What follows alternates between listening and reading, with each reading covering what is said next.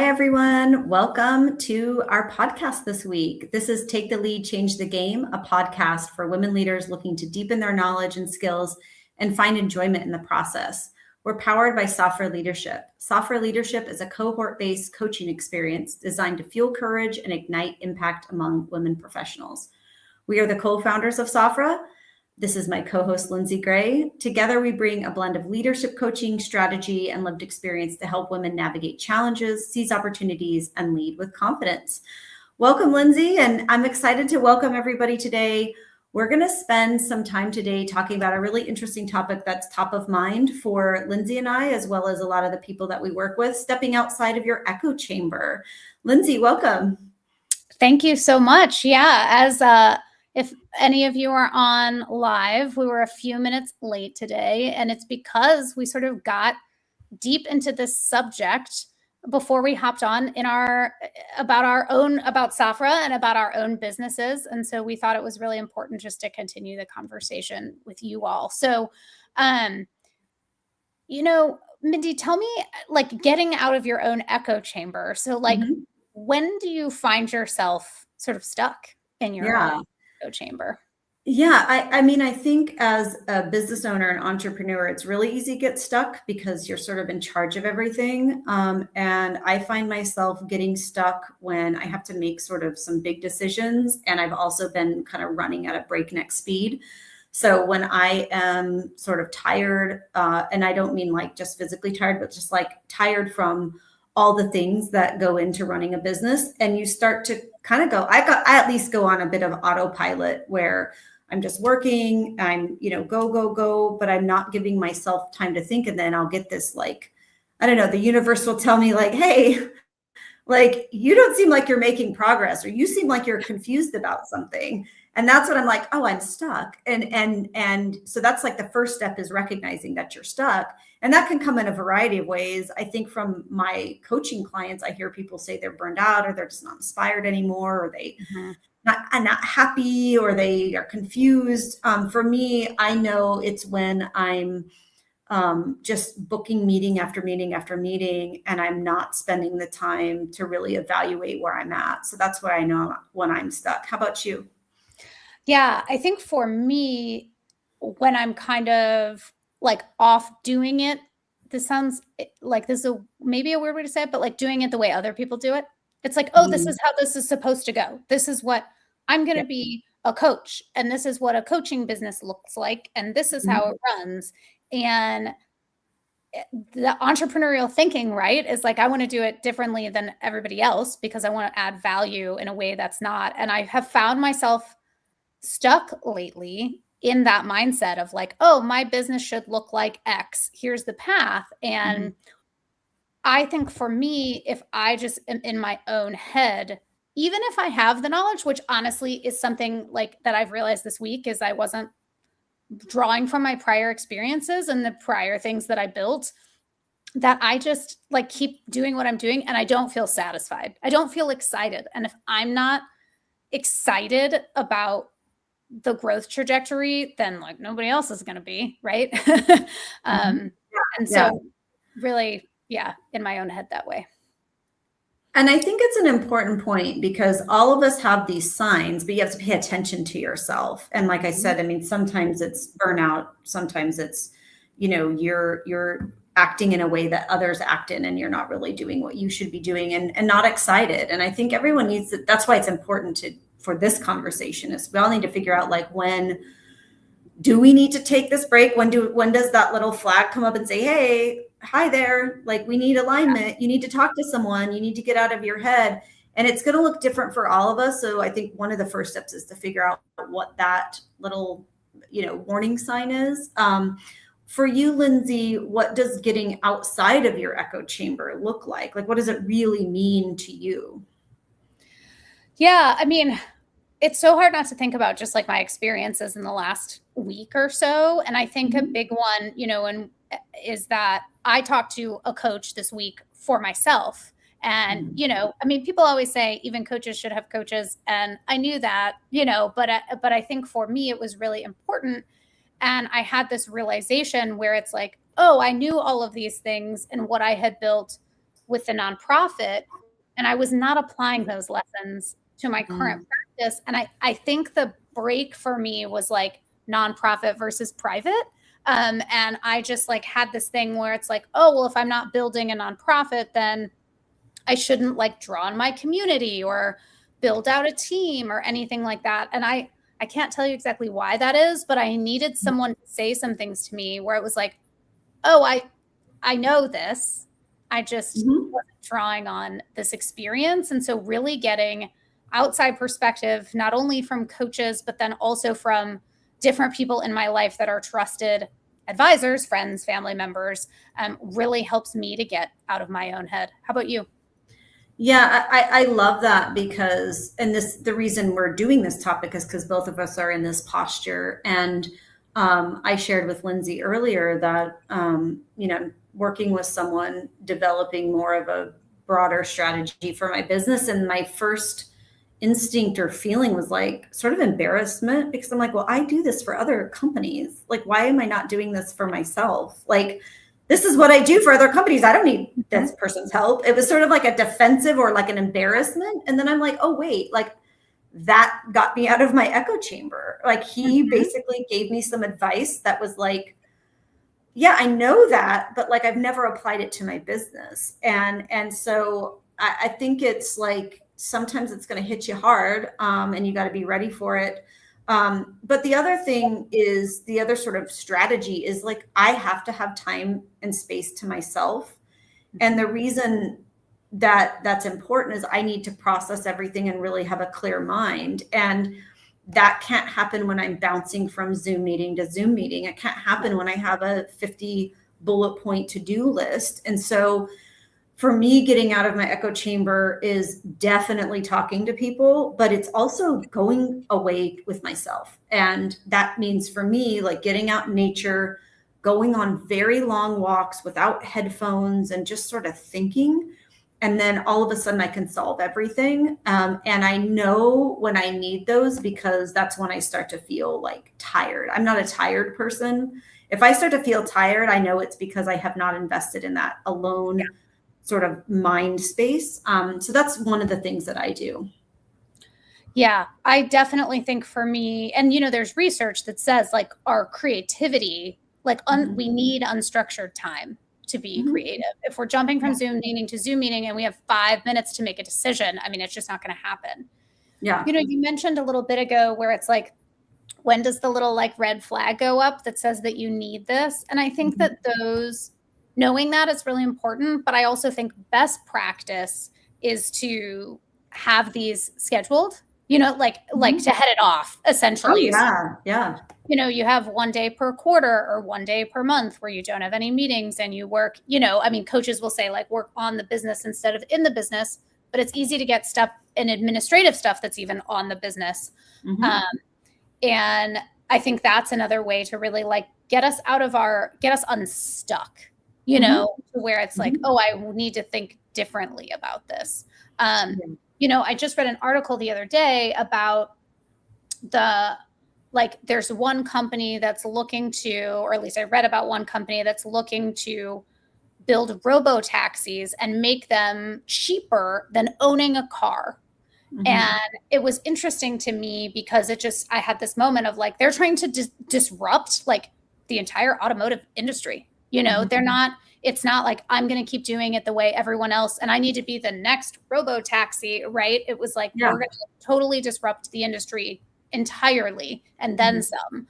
And I don't think we can get to there without the space and time and without other people to sort of spur that creativity. Yeah. And, I often, and anybody who's been my client has heard me say this, is like the higher up in either a company or a law firm that you go, like the more managerial and leadership and strategy and even really like execution duties you have. And then obviously as business owners, we have all of that. You need to give yourself minimum like 2 hours a week of strategy time. Ideally, you need to have an entire day. And I call it strategy time. What I mean by that is just the ability to think. And so it's like, and often we cannot do that in our normal space. We can't just be at our computer and say, okay, I'm going to Now just start to think, right? Like you actually have to plan, like to your point, you have to schedule it and then you have to say, I'm going to go somewhere, your favorite coffee shop, or go on a walk, or go, work at a co-working space that just is inspiring to you. I find a lot of thinking time when I'm on flights. I travel a lot for work, and like that's when I'm like excited. I'm like, oh, I'm going to get my coffee and whatever little snack they have, and I'm going to just bust out a lot of thinking, because I don't like to connect to the internet when I'm on the plane, because it will just allow me to like keep connected. So but I do, sometimes I just free write and I plan things, and so important. I want us to both sort of offer some questions or prompts that help to push you, because we recognize it, we schedule it, but then like, what are the prompts? Because again, you're not just going to sit in front of your computer and be like, okay, now I'm going to think about my alignment, or think about my strategy. So like, what do we do? And I'll ask you, Lindsay, in a minute, a couple things that I do, both for me and then for my clients, is I do a lot fair share of visioning and asking questions like, what does success feel like to me? And I use the word feel intentionally, over the next year, or even per project. Like sometimes I get brought on sort of big projects, and I say, what do I want to feel like at the end of this? What do I want success to look like from maybe metrics? But I want that feeling part. And then I also think it's really important the reason we don't want to do this just alone is I think it's important to go to people and say, what do you see going on with me? Yeah. And I will say, thank you, Lindsay, because you have given me that a couple of times over our relationship of like, here's what I see going on with you. And so you need that. And so part of the prompts is, tell me what you see going on with me. Like, what's your perspective of me? That's very vulnerable. It feels very scary, because they can very much judge you, and they can also point out things that you probably know, but you don't want to hear. But that's that vulnerability of finding someone you can trust to say, like, what do you see going on with me? And where do you think my blind spots, or my what I'm missing? And so what about you? What are some prompts you use to kind of get out of the echo chamber? Yeah, I mean, I really love that last one. I know sometimes, Mindy, you and I gave a presentation once, and I often include this slide where it's like, who is on the board of directors of your life? And I think that is so important, and asking people sort of like, what, as an outsider, what do you see? Right. And then in terms of prompts, I like your one about how do I want to feel at the end of the day. I also think that as we're building something, and, as business owners, or, law firm people building law firms, I think a good question is like, how do I feel now? It's like, okay, I have charted out this plan. I'm going to go from A to M, and now I'm at C.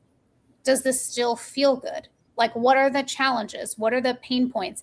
And like, building businesses or achieving goals is really hard, but sometimes it's hard in a way that's like not actually worth it. And we didn't realize that it would be hard in this way, or, and we need to not correct course, but like change course or tweak course, do something differently.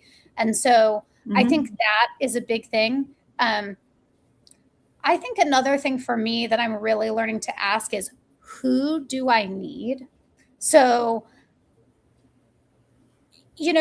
and you and I were just talking about this morning, Mindy, like both of us tend to be very self-reliant, right? Like, it's like, I have to do all the things, and I have to execute, and I have to plan, and I've got to do, and that's not actually, and this is sort of what I was talking about in like my misalignment of like not learning my own lessons, is that when I built Vicina, I relied on a whole bunch of people, because like I was no one. And I'm not doing that this time. And there's a brain break there, and I don't know why. And so who do I need, I think is big. And then also like, where do I want to go, and what skills do I need to get there? Either for myself or from other people. And I think that is really big for me. On all the different levels. And you brought up a minute ago, like sort of like talking through or thinking about alignment. And sometimes when you get outside perspectives and you kind of break your echo chamber and you ask people, what do you think of my idea or how I'm doing? You'll find these like I think, gaps in alignment with yourself and your purpose. Yeah. And sometimes that means like very hard things have to be discussed. And so I want to just spend the last few minutes talking about alignment. Like, what does alignment really mean? I think I use this word a lot because it's really important to me.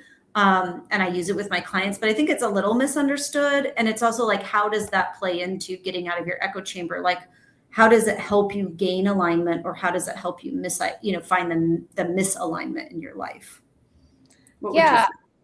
Yeah. I mean, I think it's one of those things where alignment is, in my mind, and you probably define it differently, but it's like the alignment of what we want and who we are with what we're actually doing, right? Mhm. And so we can think that something will give us, a certain business will give us the lifestyle we want, or what, any number of things. Mhm. And we sort of get going and we're like, oh, this isn't quite what I thought. And stopping, getting others' perspective of like, do I seem happy? Do I seem stressed? What are the moments when I seem stressed? Like, can help us identify points where it's like, oh, this is not either like aligned with your skill set or aligned with what you wanted out of life.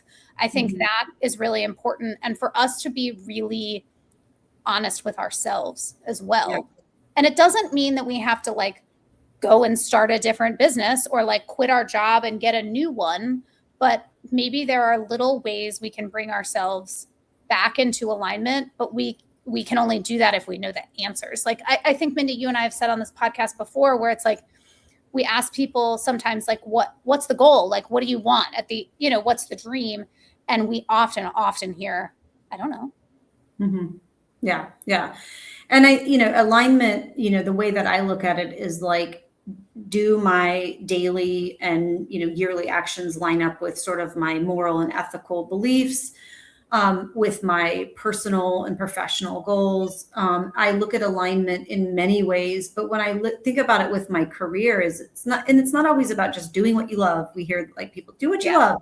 There's reality too. Like, you have to make money. And, some of us are the only person providing income to our families. Some of us are, helping our parents, whatever it may be.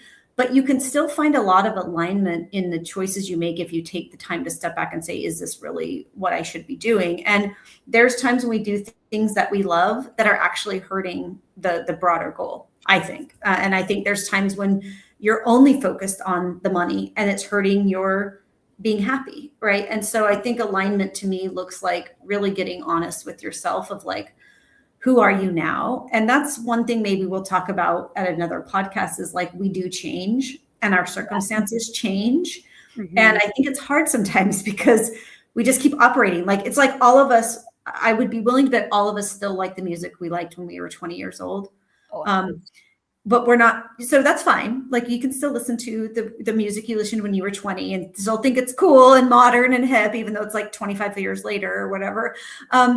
But we're not the same person we were 20 years ago. And so sometimes misalignment comes when we forget that, and we forget like things have changed, and like, who am I now and what does it really look like? And I think that's when it's nice to get outside perspective. Is we may know ourselves the best because we are us and we are in our head all the time. But I do think it's really important to ask other people what they think about us, and not in a way to like that you don't know yourself, but in a way to call things out that you just are tucking in the corner of your mind because you don't want to deal with it. Yeah. Yeah. And sometimes you can get many years down the road and be like, oh, what happened? Yeah. And so the check-ins and getting out of your own echo chamber is just so important to live a full and energizing and joyful life. So, yeah. All right. Well, I think we're going to keep it short today so that you and I can keep on our conversation for the rest of the day. We're going to spend the rest of the day together, but we hope this was helpful to bring this conversation to all of you as an honest sort of reflection of what we are also personally dealing with and we see all the time in our clients. Yeah. Awesome. Thanks, everyone. All right. Have a good day. Bye. Bye.